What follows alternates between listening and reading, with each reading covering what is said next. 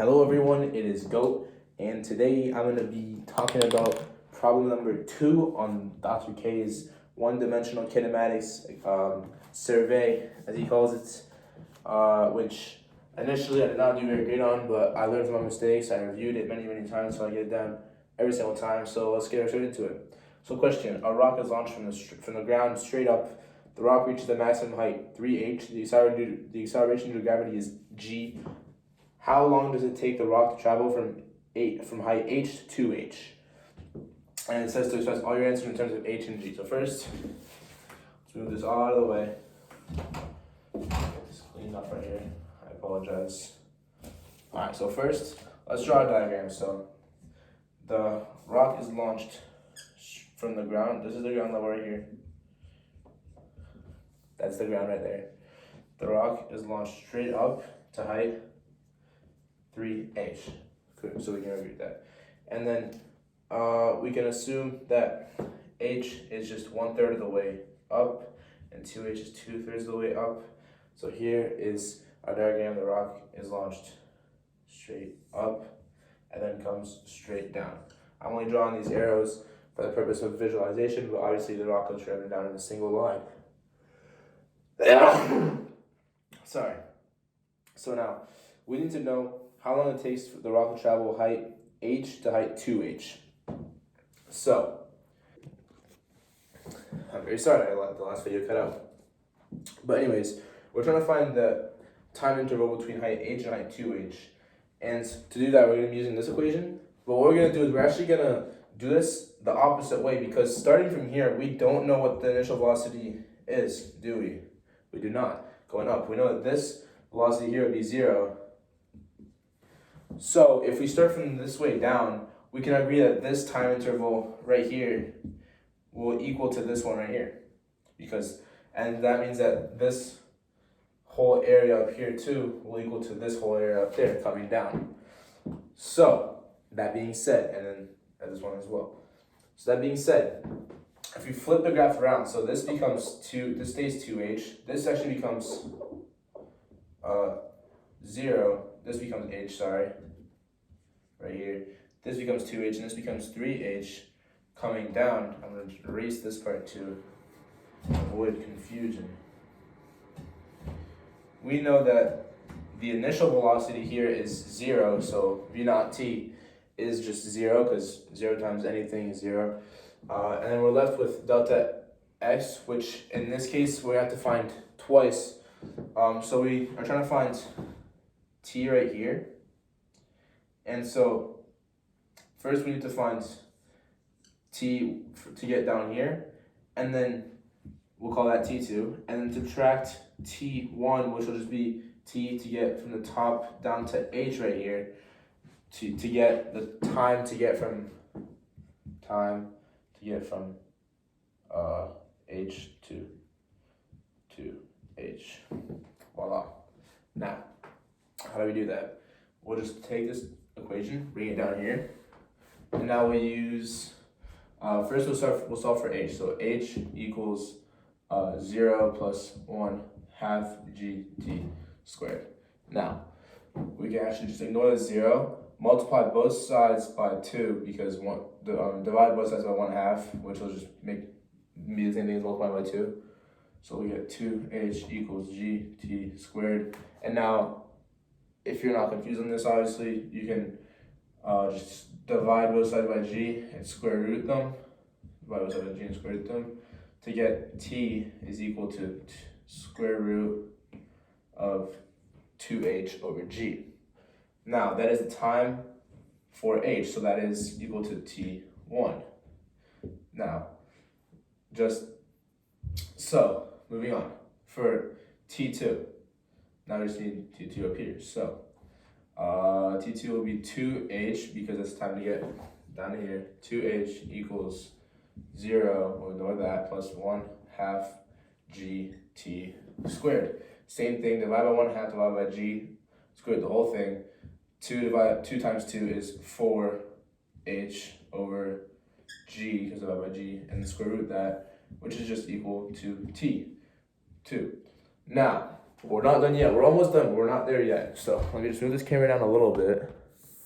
And basically, the final step to get the time between these two is just doing t2 minus t1, which is equal to square root of 4h over g minus square root of 2h over g, which when factoring out the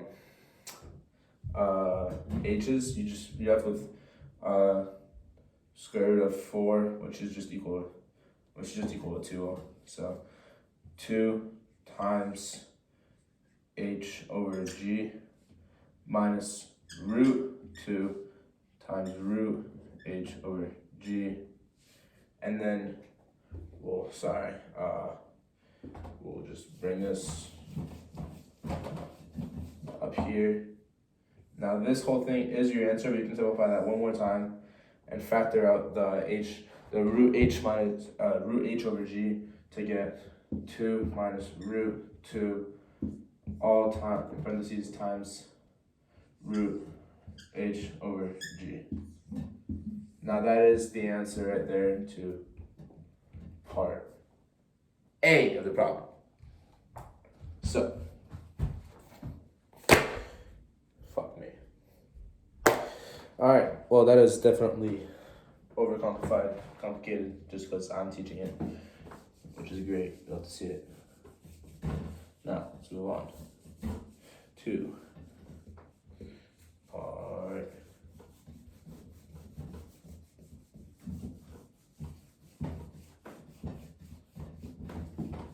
Now, let's move on to part B. So how long does it take the rock to travel from height 2h to the ground? So that means that we're traveling from 2h up here, 2h, up to 3h, and then back down all the way. So that's 3h total, and then h. So we're going to be traveling h distance plus 3h. So that's h plus 3h.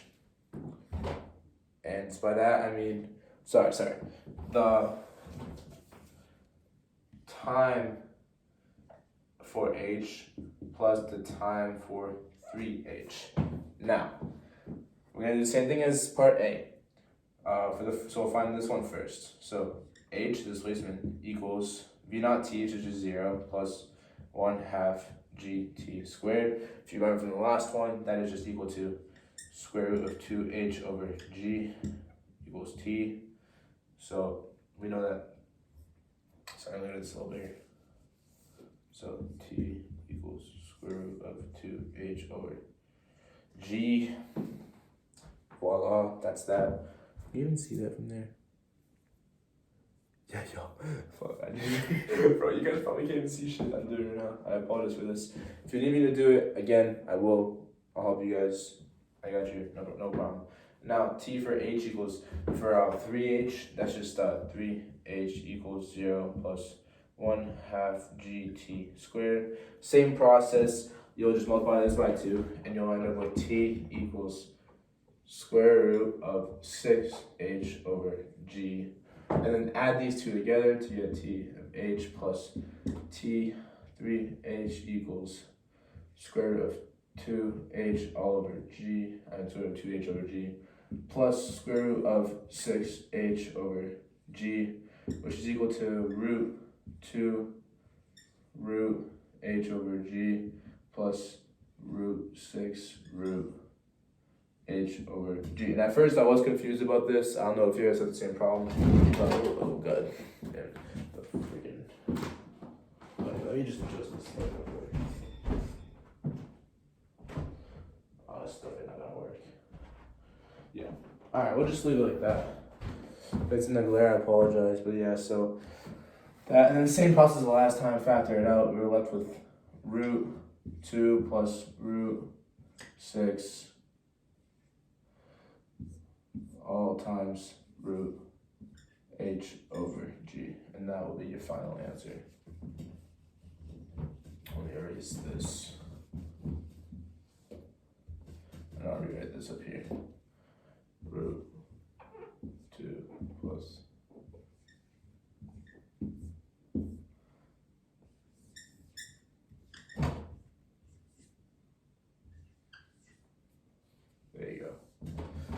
that is the answer to part B of the problem.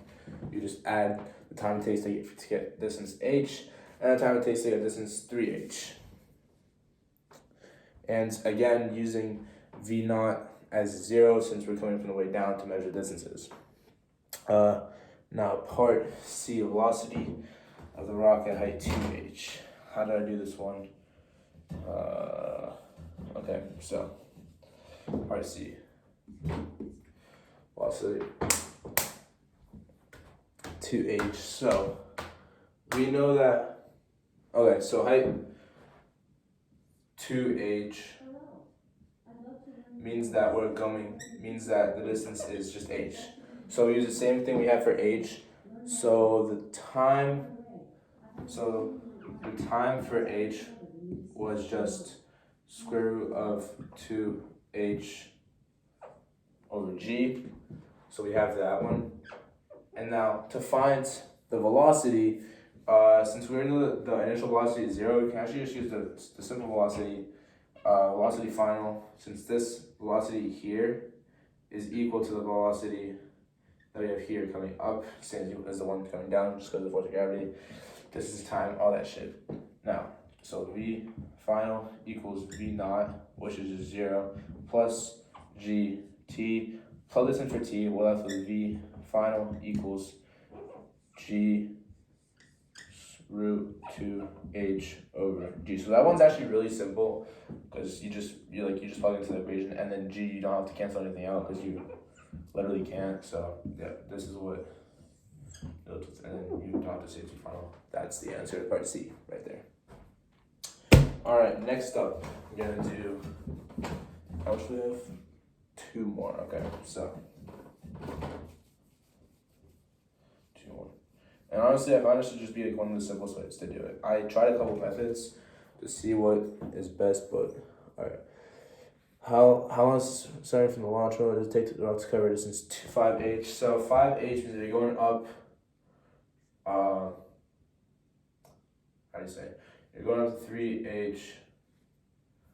You're going up 3h and then back down to 2h. So we know that 3h coming up is the same as 3h coming down. So our time for 3h, which is equal to, I believe, square root of 6h over g. Time for 2h is equal to square root of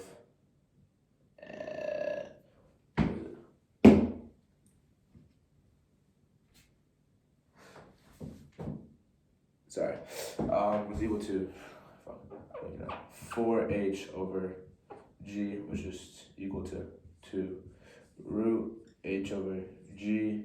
Now same gabagoo. Root 6, this down here. We add these two together to get root 6 root, God, I'm so tired, h over g plus 2 root h over g to get 2 plus root 6 all times root h over g. Voila. That is the answer to part D, or the fourth part in this. The order is messed up on this one. Next up is the acceleration of the rock at t equals 3 times h over g.5. So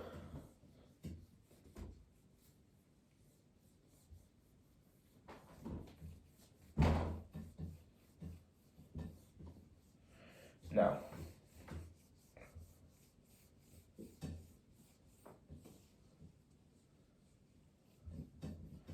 this one is a little tricky. The acceleration of the rock, the answer is g because it's still in the air. Now, how do I actually cannot, my notes aren't deep in my backpack right now. I'm not trying to take them out again, but I had to help the boys out. So I'll learn this again with you guys, I guess. So, h over g to the 0.5 is equal to square root of h over g. This times 3 times 3. 3 equals, so square root of 9, if we want to put this back in there.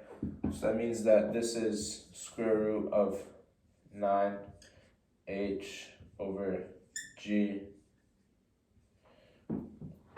Yeah, okay. So that is our equation for time. That is the equation we derive, essentially, is what it is. Oh, fuck, bro. Not the carpet. Oh, that's annoying. Oh, it came out. Sick. No, it did not. That is not great. Anyway, so, God, yeah. That would mean that, essentially, okay, hear me out. The time to travel height h, time to equal h. Time to travel height h equals square root of 2h over g.